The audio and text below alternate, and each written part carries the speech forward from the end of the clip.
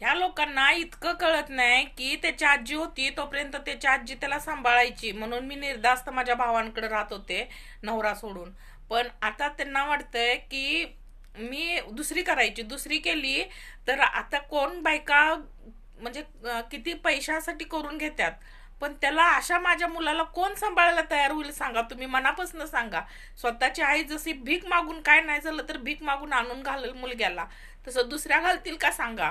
आणि माझा मुलगा एवढा पण हे नाही, सगळं व्यवस्थित करतोय ते, आणि त्याचं त्याच्या भविष्यासाठी आम्ही चिंतित आहे दोघ जण.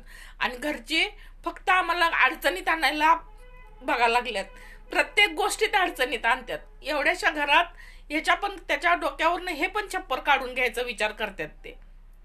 विचार करा, असं मूठ झाकून आम्ही बसतोय का तर जाऊ दे आपल्या मुलग्यासाठी म्हणून सगळं सहन करतोय आम्ही.